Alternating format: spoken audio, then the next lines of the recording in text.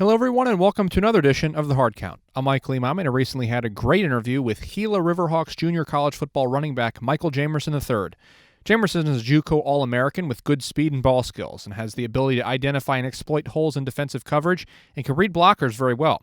Jamerson is a very determined athlete, very serious academically as well. He has a high GPA, and I had the opportunity to discuss that and his experience playing Juco football and more on this episode. All right, everyone, here is Michael Jamerson. Enjoy. I see here you play for the Gila Riverhawks. Is that correct? Is that how you pronounce that? Yep. So you're JUCO, right? You're junior college. You think you'll be graduating in 21 or 22. It says here on your Twitter that you're a 2-star that you've said. So tell me a little about kind of your program over there and kind of what is it like being a JUCO running back. Really is, what I'm saying, is, a lot of people think people go to JUCO, because their grades are bad or anything, but really it's kind of like if you didn't really get that recruiting that you need.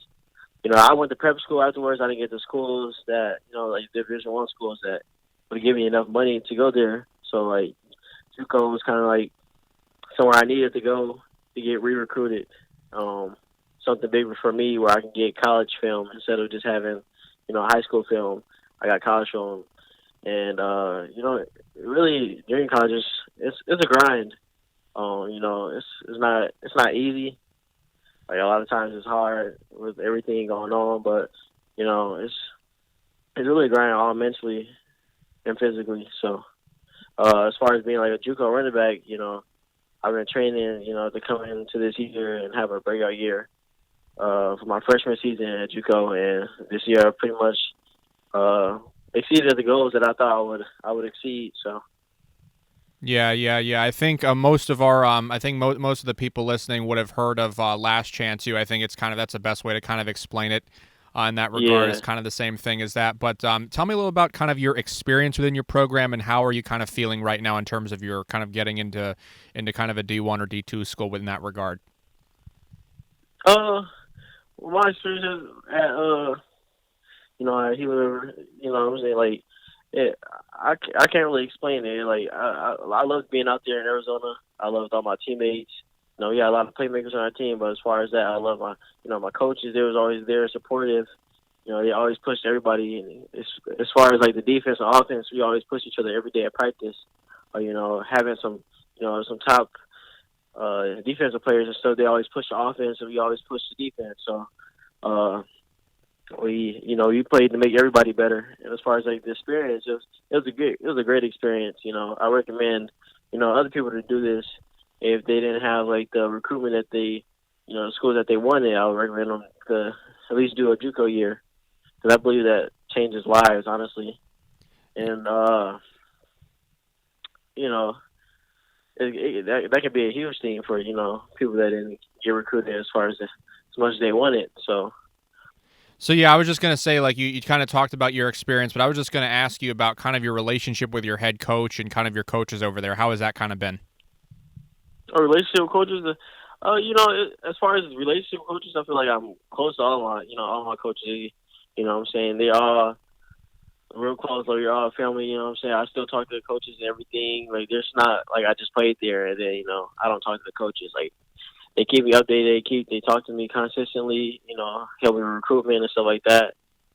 Like, even though the offense and defense are mostly split up the whole time into like team and stuff, I was still very close with like the coaches and stuff, and they always pushed us to be better. The defensive coaches always pushed the offensive players to be better. They even gave us tips and stuff. You know what I'm saying? Right. Relationships with my coaches, I feel like I probably had some, some strong relationships out of JUCO. Then, what I'm saying? Yeah. So.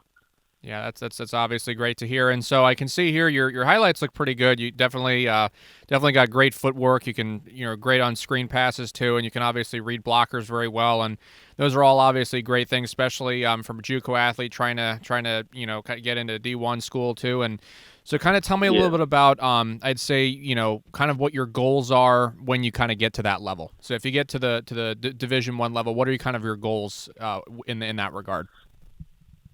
My goals were, just going the same mindset I came in with junior college, because, that's like my biggest goal. Like I've always wanted to go to Division One, and I'm not, you know what I'm saying, I'm not sleeping on any, D2 schools. I still talk to all coaches, you know what I'm saying? Like Right. that's what my parents always tell me to do. My coaches, you know what I'm saying, stay in touch with all coaches. Don't think you better than, you know what I'm saying, that program, because like one day you might not have schools you want, and that could be the only program that's, you know what I'm saying, that's left. But as far as like getting to that level, I plan to, continue to work a lot more harder than I am now. Continue to push myself and, to continue to do the same things I've been doing, just at 110 miles per hour, you know what I'm saying? Yeah, yeah. That's the biggest thing is, staying mentally focused and physically in shape to be ready to play at levels like that. Right, right. And so have you kind of been in contact with anybody specifically in terms of college-wise? I want to say I've been talking to, like, specifically. It's been like, I'm talking to like some coaches, like Division One coaches, and it's kind of like that patience game where you kind of wait in and see how, what they have come, February for the second signing day. So it's kind of like in this game where you just kind of like waiting and seeing like what schools really want you. You know what I'm saying? Right, right. Yeah, but I talked to some schools, a lot of schools, a lot of D2s and stuff like that, some D1 coaching and stuff. Really kind of just waiting and seeing and, trusting God and everything with like Right. my situation and hoping for the best. So. Right, right. And so what's kind of the first thing that's, to say a school wants to take you or something like that and they want to, kind of have you part of their program, what's kind of the first thing that you want them to know about you as an athlete? I want them to know that, my effort is going to always be there. Like, mentally I'm going to be focused and physically I'm going to be focused and be ready to, come in and play. I'm not taking anything for granted. Like I'm coming in, I'm saying, full force. Like I'm not letting anything go. I'm coming in as a team player, but also a person that's that's somebody that's hungry, ready to eat and ready to play. And, because I feel like physically, yeah, I'm ready to go in and play, but really I want them to know that, I'm going to be a team player. I'm going to be, confident in my other players, like motivating my other players. So. Right, right. Yeah, yeah. And so kind of going off of that, obviously, tell me a little about kind of your parents and how have they kind of influenced you as an athlete? I'm fortunate enough and blessed enough to have like parents who like always push me, and I've loved the game of football. It's not like I just like the game of football and they told me to just play a sport. This is something I fell in love with, is playing football. They continue to support me through everything. You know what I'm saying? They always continue to push me whenever and make sure I keep my head up, make sure I don't get too cocky with anything else. And that was like the biggest thing. Make sure I keep grades, and that's important to my parents. Most importantly is like my grades for school, because I can't get into a bigger school without the grades. So Right. They make sure I stay focused on that and I don't slack on that. And then the grades to translate into the sports. You know what I'm saying? Yeah, Same yeah. effort you put in school, put the same effort into sports. So. Right, right. And so do you have any hobbies or any interests outside of football? Any what? Any hobbies or any interest interests outside of football? Yeah. With free time, a lot of athletes, I like to work out and stuff like that. As far as that, I'm more of like, I like to chill with friends, but I'm more like a homebody. Like I like, just chilling at home with family, and most of the time, the other time just kind of like just chilling with friends and everything. But I kind of like keep my circle small, like two people who want like goals in their life. Like I don't want to, hang with people, around people that don't want anything for themselves. I like being around people that have goals, that know what they want to do.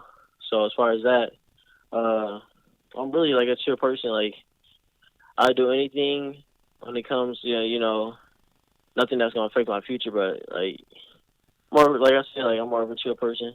Right. I don't really do too much besides. Most of my time is consists of just like resting and working out and make sure that I continue to been doing what I've been doing during the off season, and during the season.